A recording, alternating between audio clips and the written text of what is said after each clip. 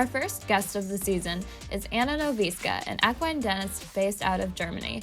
After 10 years of working in an equine clinic, she decided to open her own practice in September of 2021. She gives advice on how often you should have your horse's teeth looked at, what to expect for a dental visit, what you can do to help your horse's teeth be healthy, and so much more. Anna can be found on Instagram under equine_dentistry. We hope you guys enjoy the podcast. As a little girl, I started riding.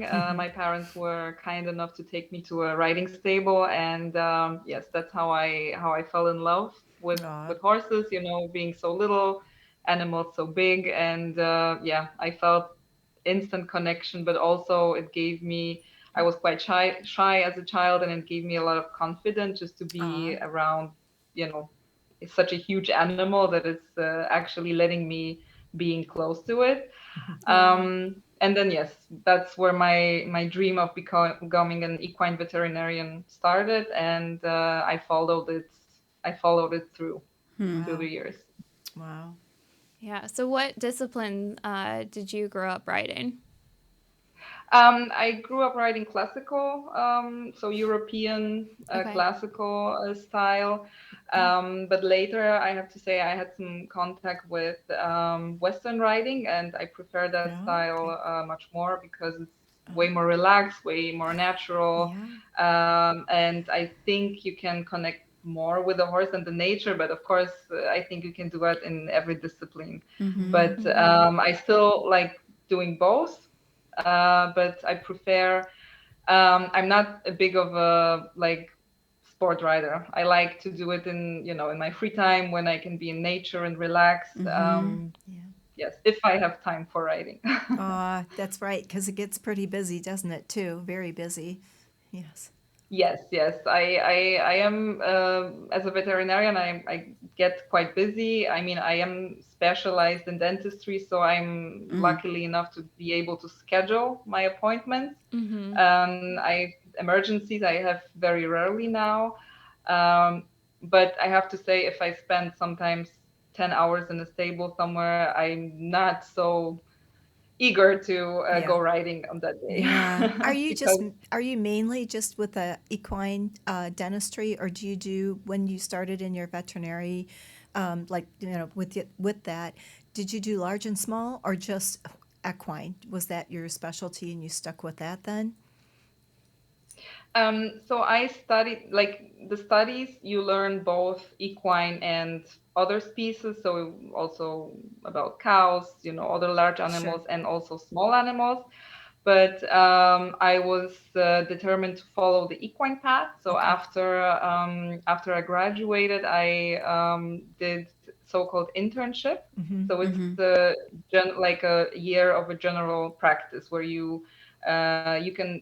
I mean, internships you can mostly do in large clinics where you can see a lot of different disciplines. So internal medicine, surgery, dentistry, and well, if you're lucky, also diagnostic imaging and other things like that. And during my internship, I had contact with almost all disciplines in veterinary equine medicine. But I fell in love in dentistry. You are one smart girl, I'll tell you that. Oh, thank you. So you were saying, like, you once in a while get something that would be considered an emergency. Can you tell us, like, what would constitute an emergency and why we would need to call an equine doctor to come out in the middle of, like, the night or something? So in the middle of, you mean a dentistry emergency or general emergency? Dentistry emergency. Dentistry, I mean, it's rarely life-threatening. Okay. So please wait until morning to call your vet. Yes. Yeah. I mean, if you're really worried, then of course call. Right. But a fracture can be considered an emergency. So both bone and teeth or one of the tooth can be fractured. It can be either due to a trauma. So, for example, a kick from another horse, or the horse can bite on something hard like a stone. And the tooth can fracture. Usually it's because the tooth has already been infected. But so there was a disease before. because usually healthy teeth, they don't tend to crack, but that can happen as well. But I would say the most severe emergency would be like a jaw fracture. So if a Yes. jaw is displaced or there is part missing, Yes. there is definitely, you should call your vet immediately, because the horse then cannot eat, which is of course not ideally, and they usually are also too painful to drink, so they get dehydrated quite quickly. Okay. So how would you know that they had like maybe, taken a bite on a stone and fractured something? Would you actually know if you just have horses that are out in the Like field the all the time? symptoms that you Yeah. look for. How I would was you know as an thinking, like, owner? what symptoms would you be seeing? Of course, you know something's off, but is there anything more specific to look for? That's what I was wondering. Well, that's actually why horses can be very, very tricky as patients, because they rarely show signs of dental pain. Okay. So when we think of dental pain that, we Yeah. might have, like, we cannot do anything, we cannot eat, we Right. cannot work. Horses, they rarely have the luxury. And the reason is that they are prey or flight animals. Yes. So anything that's abnormal will look potentially, it will be potentially easier to spot for the predator. So that's why they Mm. are very reluctant in showing pain. That's the one thing, Okay. because they are prey animals, and if the fuel doesn't get in, there is no Right. power to flight, to run away. So they eat, no matter what. Um, Actually, a lot of pathologies, they are discovered quite late because of that, because the owners, they say, well, my horse, he hasn't been eating, but it's been just one day, and then it started eating again. Maybe it's been quitting, maybe it's been losing a bit food, but actually it has been eating. So they tend to ignore it, which, it's not because they necessarily are bad people or they don't want to help the animal, but just they compare it to us. Like, if I had a fractured tooth, I can probably do anything, and Exactly. the horses, as I said, they tend to hide it. You also, I mean, there are some signs that you can actually look for. Um, First sign is, as I said, it's this quitting. So the horse would eat the hay, like he would take some portion of it, chew a little bit, and then spit it out. So, you don't only have to look at the horse itself, but also as its surroundings. Another sign would be extended salivation. So if you see that the horse is drooling, so if you can notice that there's actually a lot of saliva coming out, it's also a common sign of dental pain, or they have trouble swallowing, for example. And that can be quite dangerous, because if they don't swallow the saliva, it's many, many liters per day that they produce, or gallons. um, and they can get dehydrated in that way very easily. Um, Another sign can be that you can notice a swelling somewhere, like, here on the jawline or in the upper jaw. Uh, Sometimes people, they call a vet, and they say came a big orange size, like, swelling overnight, and I believe them, because it can go quite fast, but the tooth usually has been diseased for a longer time. And you exactly, I mean, if it's a upper jaw where the tooth is infected, there will, in many cases, also come a nasal discharge. So, like, a lot of fluid coming out of the nose. If it's unilateral, so if it's going only from the one side, and if it's smelly, yellowish, it's almost 100% that it's coming from a diseased tooth. Wow. Okay. Okay. Um, yes, a bad smell, for example, from the oral cavity, some from the mouth. It can also be a sign of the dental disease and dental pain, because some horses tend to have wider interdental spaces. So if you have kind of the food comes in, but it has troubles coming out, so it stays there and Can't floss. gets rotten. Right. That's where the that's They where the can't floss. bacteria Yeah. have the perfect environment to grow, Right. and that's what causes this smell. which, Okay. bacteria lead to caries that leads to fracture. So, one Okay. thing leads to another, and but that's a big reason why it's so important to check the horses regularly, even if they're fine, even if they don't show any signs of pain, just to, get them checked once a Yeah. year. So the checking once a year then, and then to actually have like the dentistry done. I mean, of course, do you suggest doing that more often than with your horses then to have their teeth floated and that type of thing? I mean, floating is one thing, but as important, or I would say even more important, is good oral examination. Okay. Okay. Um, I'm a big advocate of sedation, so I think it's really worth to call a veterinarian, because I mean there are also technicians who might be doing a fantastic job floating, but without sedation, but you cannot actually have a proper dental examination when horse is not sedated, because you need to use a mirror. So it's very important as a horse owner to have a look at those things. If your veterinarian or technician is using a mirror or an endoscope, or is using a dental probe, to actually check all the interdental spaces, all the pulps, because sometimes the changes, they are very, very small, and you cannot really see everything properly when the horse is moving, when the horse is chewing constantly on the speculum. So as I said, I'm a big advocate of always sedating the horse for the procedure, and also for the, as you said, floating, because you can actually also have a very good look of what part of dental substance you actually need to take off or float, because there's a common misconception. A lot of people think that teeth grow back. They do not. The horses have a set amount of dental substance, and it has to be enough for their whole life. So the less you take off, the better. So the better look you have, the more you can actually see which parts of the tooth you have to float. Okay. Um, yes.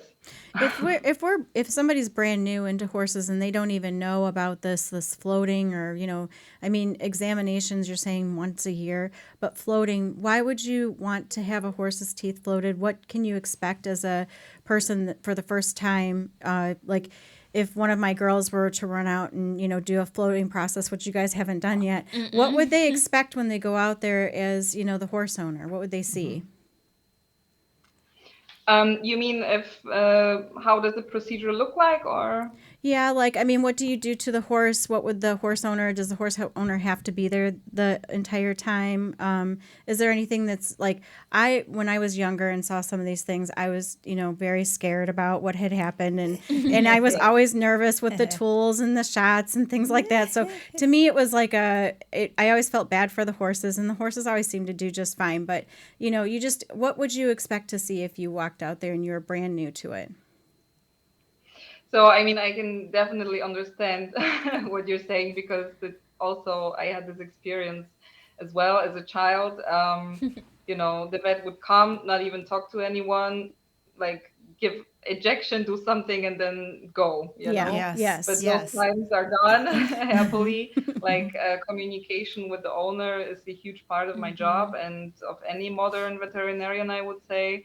Well, I put a lot of emphasis of really informing owners what's happening, what will happen, is it painful for the horse or not? Because a lot of people, when they see those big machines, as you said, they get very scared. Yeah. So I put, as I said, a lot of emphasis of really explaining what's happening.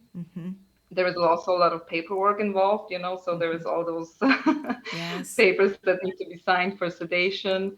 This is a standard that, these days. So first I do the check. So I kind of say hello to the horse. I check if he needs the procedure, because I palpate the face, see if there are any sharp points. I have a look at the incisor first, and then I do a general check for the horse if it's fit enough to be sedated.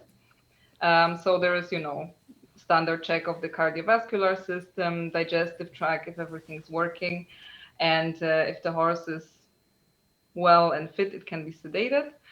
Um, I flush the mouth first, so you always need to like take the rest of the food out.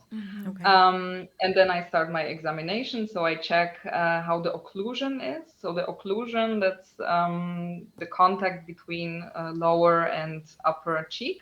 And in the ideal, um, uh, like in the perfect world, it's all the teeth are in contact with Yeah. each other. So that's what's called the perfect occlusion.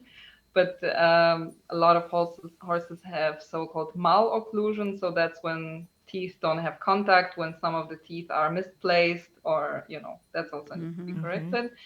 Um, and then I have a check with my mirror and with my dental probes. I have a look if there are any pathologies, and as I mentioned before, which part of the tooth or need to be floated. Yes, and then I start the float. This can be quite noisy, but Yes. if the horse is sedated, they don't they Right. don't really care. And this is also very important to say that the floating itself, it's not painful for the horse. Okay. That's good to Um, know. yes, it looks can look very unpleasantly because Yes. it's loud. It's like you Yeah. have this electric vibration in the mouth, and it's really not pleasant. That's why it's also nice if the horse can be a little sedated. Yes. Um, yes, and after float, I do recheck again if everything works perfectly, and then the horse can have like 1 hour of rest when they you know when the sedation wears off. It's important that for 1 hour they don't eat anything because it can the food, if they are not awakened yet, if Yes. they start eating too soon, they can have esophageal obstruction, so they kind of choke. Okay. um, if that happens, you also need to call your veterinarian immediately. And the horse cannot be ridden for about 24 hours. Okay. Okay. Okay. That's good to know. How long does this Yes. process take from the time that you start your examination to kind of the end?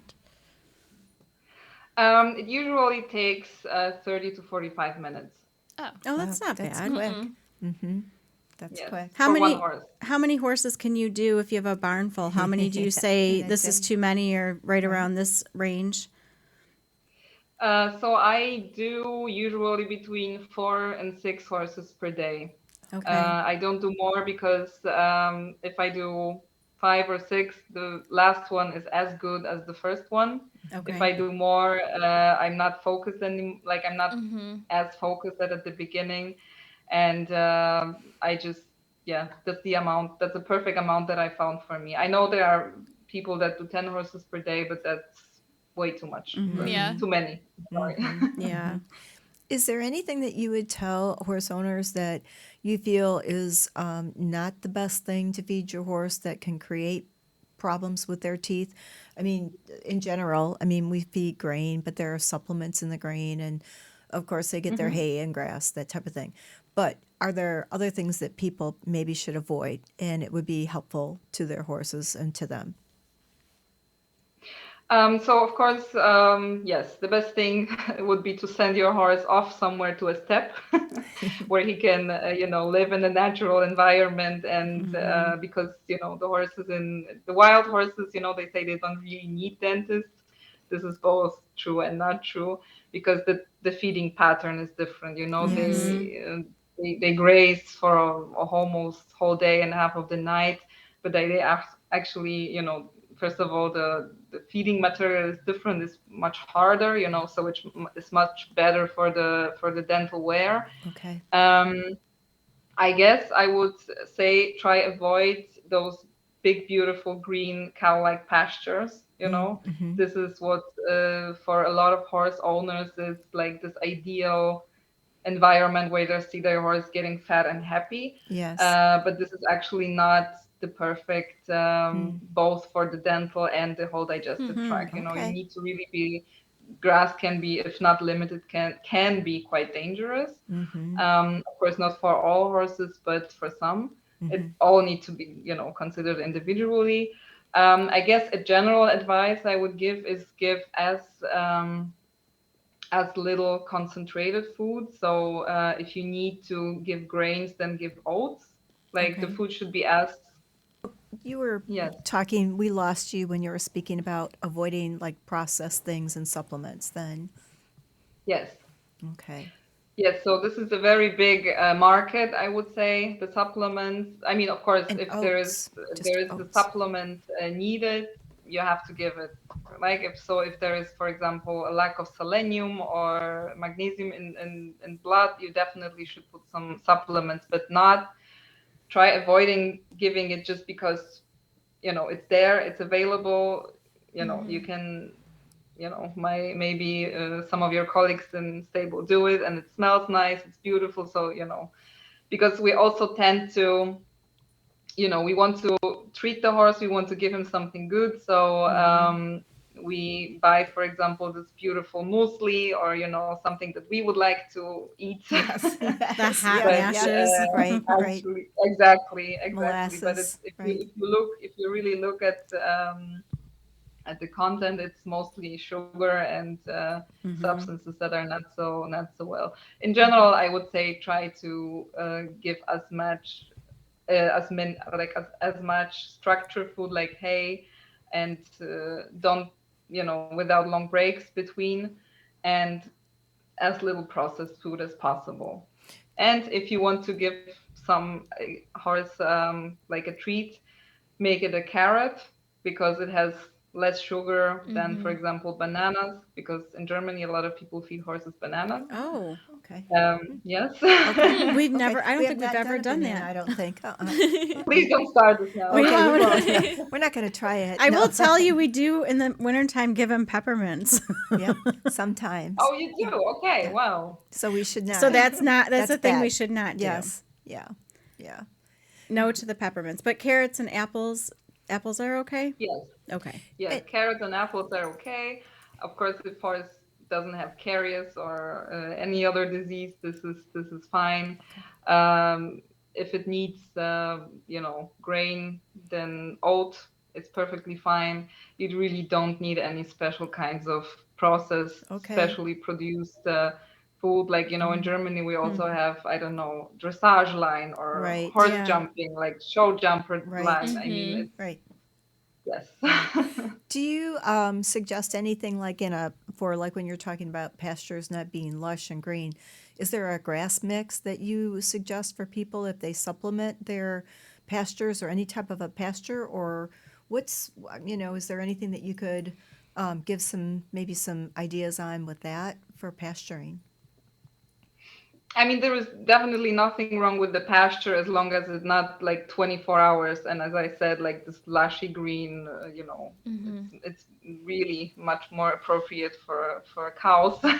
Okay. You can like hay, you know, it's like good quality of hay. It's always a good idea. There are also, for example, for older horses that are not able Right. to chew hay properly, Right. there are so-called cobs. I think they're hay cobs. So you can, it's actually like dried hay or grass pellets that you can soak with water, but it's Yes. also very natural. It's a structural food. Okay. Good. Good to know. Okay. I mean, like with our one pasture, because they are in pastures here, we don't have a barn at the facility that we're at here right now. Yeah. The pony or the two ponies that we have the grazing muzzles on to not get so Yes. much. I mean, is that something that you should do if that is your only option? I mean, yes, this is definitely a good I mean, it's a good and bad solution. You Yeah. also have to check the teeth, because some of the, especially the Pressing. ponies, they would try to graze through it, you know, so sometimes they damage the front teeth. Okay. But yes, to some owners, I definitely would recommend that, because otherwise they just, they explode there, they get too fat. Yeah. And try to avoid a long periods when they wear it, like not longer than 2 or 3 hours. Oh, okay. Is there a We're certain learning type all of sorts of grazing things. muzzle that you suggest? I know some are made out of like a hard rubber, some are made out of, actually, they look like little metal cages almost, or, boxes or whatever. Is there anything that you suggest for people that have horses that have tendency to overeat like that, or you want to be sure they don't founder? Well, I don't like the metal ones because, as a dentist, Right, right, they right, damage the teeth the right. most. And I think like metal on the mouth, like in winter, it can get also very cold, and in Yes. summer, maybe a bit too hot. You have to really look what your horse is happy with. Like some horses would be perfectly happy with the rubber one. I think what owners that I know use the most are the plastic ones Sure. with a big hole for drinking, but Okay, you really sure. have to just have a look what your horse Right. is happy with. And probably too, like slow feeders or anything metal like that that you feed your horses in. You probably need to be I mean, cautious you of that. can, like yes, like you can, I mean, if I don't know if you know like a hay net, Mm-hmm. so Right. it's maybe useful for owners who feed hay. So Right. the horse actually has to actively pull the hay out of Right. it. So this also slows down the feeding Okay. process a bit. It's also the horse gets busy with trying to take the little hay parts out of the net. So this could also be one solution, or the kind of crates that you put on the crib. So it works similarly, so the horse also has to put some work in getting the food. I think that we've looked at more so now, like the slow feeders as being so helpful just because horses love to graze. And you as a veterinarian, I'm sure, like when you say that they're out in pasture can graze, and then it's tougher for them too, but we've really felt that that's a good option for people to look at if they, especially the dirt paddocks and things are just, horses have such a hard time in something that's just dirt. So that helps too. Yes, And I'm sure having the hay net instead of anything else is better for their teeth. yes. I have a question about the way that the horse eats. Is there anything to be said for trying to find something that is like ground level because that's more of their natural habitat? Or does it matter if they eat out of something that's up on the wall and they're pulling it out? Does that make a difference when they're eating? Yeah.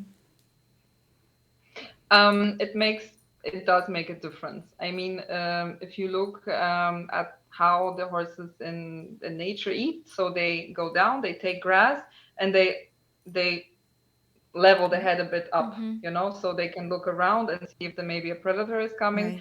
They don't they graze on the ground level, but to really eat, they put the head a bit up. It should not be so. You can put the hay net or the crib ideally as low as possible, but it doesn't necessarily have to be completely on the ground. It can be a little bit elevated, but if it's too high, then again it makes difference for the teeth, Okay. because naturally when the horse is when the head is down, the lower jaw also goes down, and Okay. it's much better for the wear. If you put the hay net too high, this movement is very limited. So this leads to build of so-called hooks. Yes. So this is because the jaw cannot really go completely to Yep. the end. It doesn't really meet the end of the upper jaw. That's why That's very it's good. those little hooks are developing. That's really interesting. And the things that we've tried to do for the horses to make it seem more comfortable, like we would want it, Yes. is maybe not the best thing, or the way that we Yeah. eat No. would want our No. food, warm, bran mash in the wintertime. We, Yeah. when we were younger, we thought that was really good. And, because we thought we like warm food, they would probably like these things. Absolutely, and it's everything you want to do. You want horse to be more comfortable. You want horse to be better, but it's actually it would be the most happy if you just actually Yes. leave it alone. Right. Yes. Let it Don't do be. so much. Don't do so much. Yeah. Yep. Blankets, just the horse. I mean, very rarely horse really need blankets. It's like it's when it's really cold outside, but I mean like That's good below too. zero, far below zero, they really then need blankets. But if you let them develop their natural hair, their natural Yeah. coat, normally it shouldn't be a problem at all. That's good to Do know. you think That's too, nice. for like, we have an older pony and he's Yeah. getting pretty old. He's so good, He's but he's very so happy. old. Bless his heart.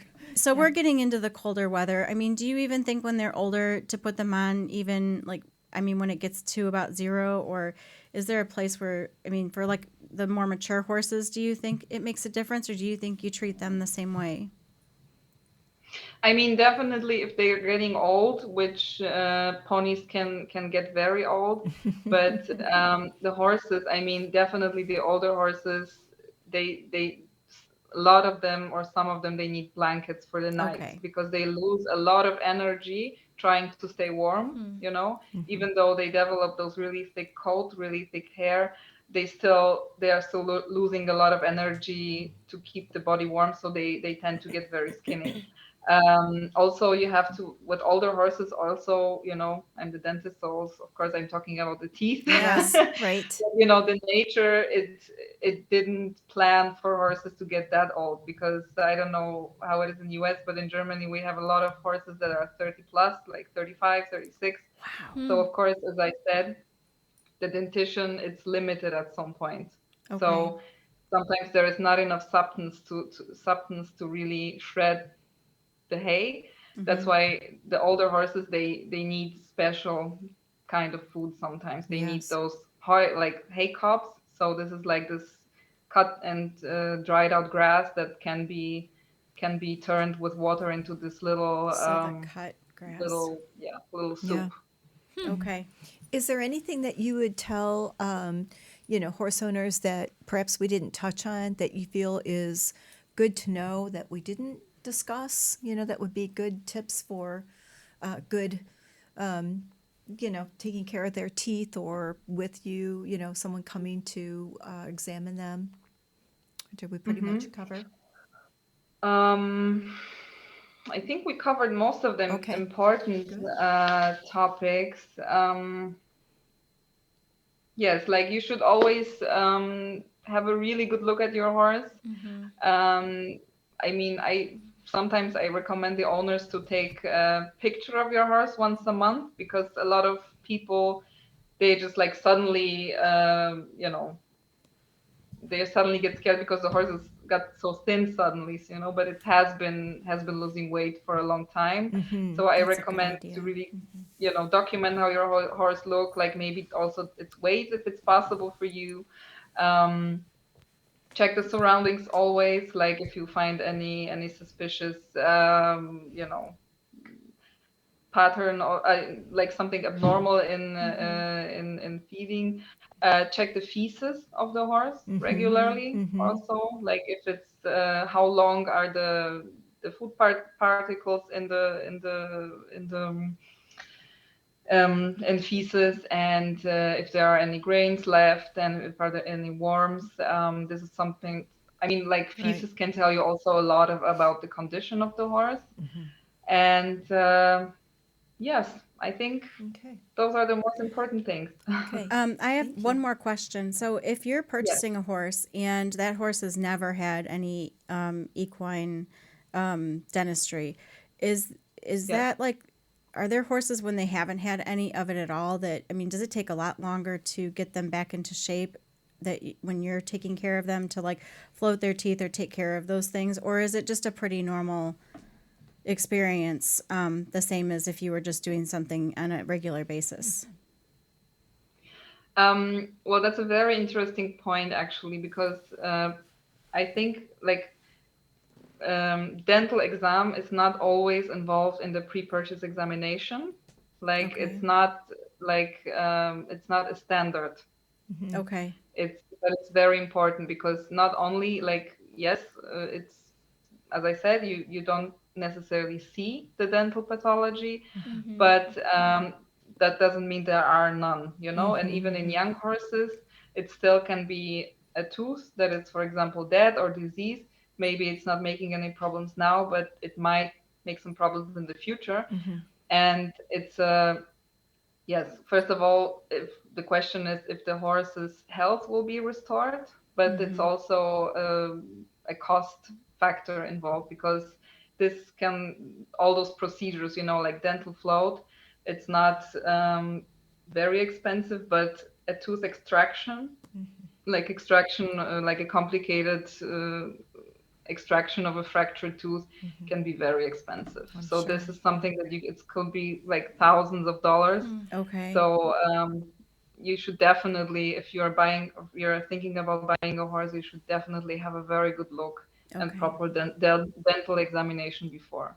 Okay. Good questions. Very good. Yeah, well, that's all really good information. So thank you for that. We're going to take a short break, and when we come back, we'll enter our next segment, Canter Banter. Our next segment, Canter Banter, is brought to you by Ram Horse Fencing and Stalls, the one-stop shop for your horse farm. Ram is family-owned and operated and has been in business for over 30 years. We welcome you to call in and speak with an expert about your next project today at 866-653-8984. Again, that's 866-653-8984. Do you love horses and live the equestrian lifestyle? Be sure to check out our brand new blog at www.yourhorsefarm.com. We publish 3 posts per week and feature a free printable equine checklist every month. Yourhorsefarm.com is a great equine online resource, so be sure to share with all the horse lovers in your life. And remember, laugh much and ride often. So when I was working at the clinic a couple of years ago, we had a horse came in with a fracture of the canine tooth. Canine? Sorry, my English is. You did very well. Really no, well. very well. Thank you. Well. Very well. Thank you. So it has the fractured canine, and so we didn't think much of it. We took X-rays. It was broken. The half of the tooth was missing, and we took it out. And a couple of days later, another horse came in the clinic from the same stable with a big abscess on his glutes, so on his butt.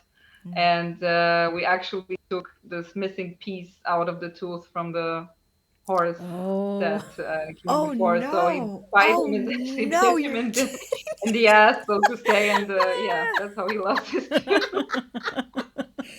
What a story. Oh. That is really coincidence. Yeah. Wow. Now you know the rest of the story.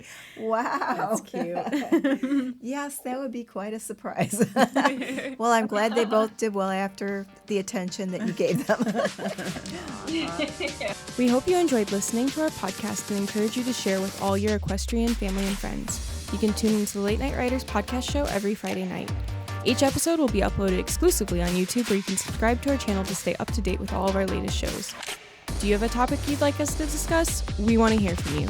You may email us at podcast@ramfence.com or feel free to leave a comment below. Thank you again for listening.